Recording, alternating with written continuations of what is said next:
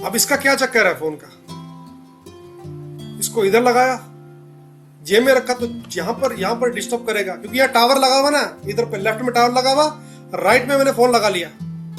वो ये नहीं देखेगा कि राणा जी बातें बड़ी अच्छी अच्छी करते हैं, उसको रेडिएशन देनी है, वो नहीं कि मैं घुमा के दूंगा। इधर से देगा तो मेरा ये एरिया इफेक्ट, जेब में रखा ये एरिया इफेक्ट, नीचे की जेब में रखा फिर वो वाला एरिया इफेक्ट, तो इफेक्ट होगा।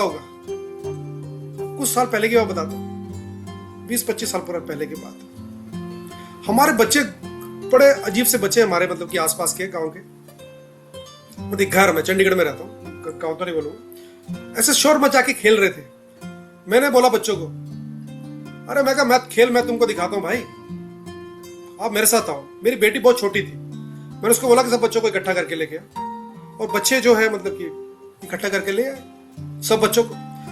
तो मैंने बोला खेल दिखाता हूँ, सबसे पहले तुम क्या करो कि मतलब कि तुम एक टोकरी लेके आओ। मैंने बोला टोकरी क्या, तसला? तुम हाँ, मैं तसला लेके आ, चलो अच्छा। वो अपनी मम्मी को जाके बोली। चंडीगढ़ शहर के अंदर गांव में तो तसले मिल जाते हैं, मुझे लगा होगा कहीं ना कहीं जुगाड़ करेंगे कोई ना कोई। तो अपनी मम्मी को जाके सीधा बोला कि मम्मी पापा तसला मांग रहे हैं। तो मेरी भाई पूछे जवाब देती, पापा को बोल दे मैं अभी दिहाड़ी पे नहीं जाती हूँ। तो मैंने बोला यार ये क्या बोला इसने। तो मैंने बोला तसला तो चाहिए। फिर मुझे याद आया बगल में एक आंटी रहते थे हरियाणा के, वो हरियाणा से थे।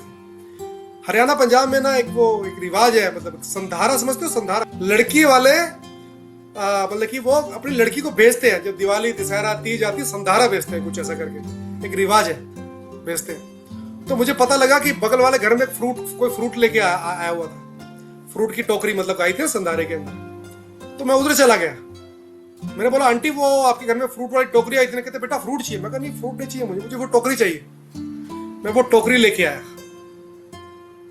फिर मैं एक डंडा लेके आया, एक रस्सी लेके आया, मैं कुछ दाने इकट्ठे किए, छत पे गया, मैंने ऐसे करके टोकरी लगाया, नीचे डंडा लगाया, एक रस्सी बांधी और दूर बैठ गया बच्चों को लेकर। रस्सी लेके बैठा हूं, वो दाने डाले हुए हैं और पकड़ के बैठा हूं कि पक्षी आएगा तो खींचेंगे। अभी क्या हुआ बच्चों को मालूम नहीं मैं क्या करने वाला हूं। 10 मिनट हो गए तो मैंने बच्चों को बोलता कि बेटा बहुत मजेदार खेल आएगा आपको जो मैं दिखाऊंगा। तो एक बच्चा था, उसने मेरे कमर यहाँ पर हाथ रखा ऐसे करके पीछे, ऐसे बच्चे चुपचाप बैठे। मैं कहा चुप बैठना, हिलना नहीं तुम लोगों ने। तो मुझे उसने पूछा, कहते अंकल। मैं बोला हाँ।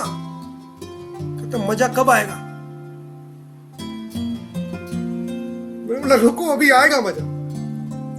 ऐसे 15 मिनट और निकल गए, उसने फिर हाथ लगाया 10 मिनट के बाद, 10 मिनट क्या 5-7 मिनट हो गए। मुझे फिर हो गया अंकल, मैंने उसे गुस्से से देखा ऐसे करके। कहता अंकल मजा कब आएगा? भैया भैया तुम रुको। ऐसे जब 20 मिनट हो गए ना, फिर किसी ने हाथ लगाया, मैंने गुस्से से पीछे मुड़ के देखा, मेरी बेटी थी। मैं देखा बाकी बच्चे धीरे धीरे निकल गए। मेरी बेटी ने बोला कि पापा आप ये क्या कर रहे हो, क्या खेल था आपने दिखाया नहीं। मैंने बोला कि बेटा मैं क्या खेल दिखाऊं आपको, खेल तो बन चुका है जो मुझे अब समझ में आ रहा है। तब मुझे पता लगा टोकरी मिल गई, दाने मिल गए, रस्सी मिल गई, क्या नहीं मिला, क्या नहीं मिला? चिड़िया नहीं मिली। कहां गई सर वो गोरैया? सुबह निकलते थे चहचह की आवाजें आती थी, उन पक्षियों की चहचह करना भी हमारे हृदय में एक संतुष्टि देता था।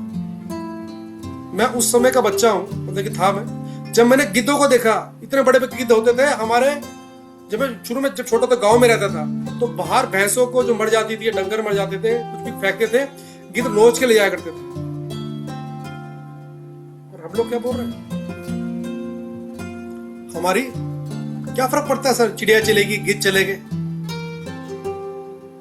हमारी जनरेशंस गैप हो जाएंगे सर, पता नहीं लगेगा क्या छोड़ के जाएंगे हम लोग।